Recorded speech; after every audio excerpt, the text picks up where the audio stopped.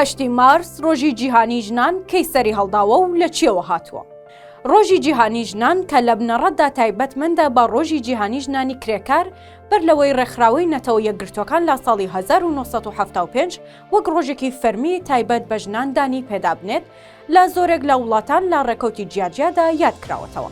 سەرەتای ئەم ڕۆژە بۆ خۆپێشاندانی ژنانی کرێکار لە ئەمریکا دەگەڕێتەوە کاتێک لە ساڵی 1956 هەزاران ژن بەرامبەر داواکردنی مافی کار و وەرگرتنی مافەکانیان ڕژانە سەر شەقامەکانی نیویۆرک لەو ڕۆژەدا بەرپرسان و سیاسیەکان دانیان بەوە دانا کە بەڵێ ژنان دەبێت خاوەن ماف بن و کاریان پێ بدرێت و ڕەچاوی لایەنی مرۆیی بکرێت لە کارەکانیاندا و مامەڵەیەکی مرۆڤانەیان لەگەڵ بکرێت.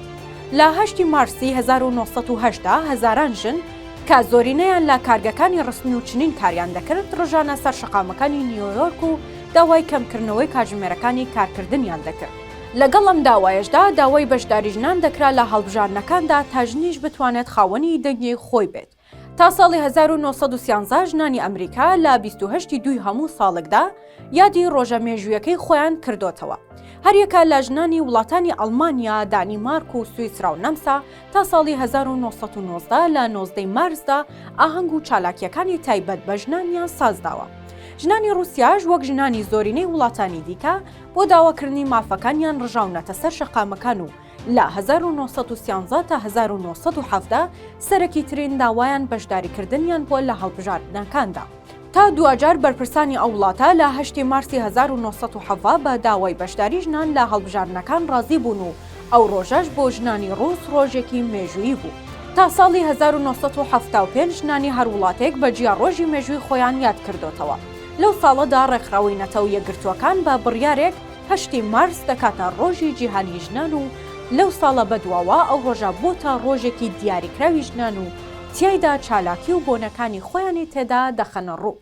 لە کوردستانیشدا چەندین شۆڕش و قوربانیدانی ژنان تا ئەم ساتە وەختەش هەبووە بۆ هەوڵ و کۆشش لە پێناو بەدەستێنانی مافەڕەوەکانی خۆیاندا. هەر لە کاتی ڕژێمی بەعس تا ئەم ساتە وەختەش ژن بەشێک بووە لە قوربانیدان و هەوڵ و تێکۆشان لە ڕاپەڕینەکانی کوردستانیش ژنان لا بەرەی پێشەوە بوون. دوایەوەش هەوڵدان بەردەوام بووە بۆ بەدەستێنانی مافەکانیان و چەندین بڕیار و یاساشیان دەرکردووە. یاسای بەرەنگاربوونەوەی تونند و تیژی خێزانی کە لە پەرلەمانی کوردستان دەرچووە بەهۆی ڕێکخراوەکانی ژنان و کۆمەڵگەی مەدەنی و بەڕێوەبەرایەتی تونند و تیژی ژنان ئامادەکاری کرایە کە یاسای ژمارە 8 ساڵی 2011 بەرەنگاربوونەوەی تونند و تیژی لە خێزاندا جێبەجێ بکرێت کە لێرەدا ئامانج لەم یاسایە ڕەگەزی مێیە چونکە گرنگیدان بە یاسا و جێبەجێکردنی یاساکان وا دەکات تونند و تیژیەکان کەم ببنەوە و دەبێتە هۆی وشیارکردنەوەی تاک و ڕێگریکردن لە تاوان.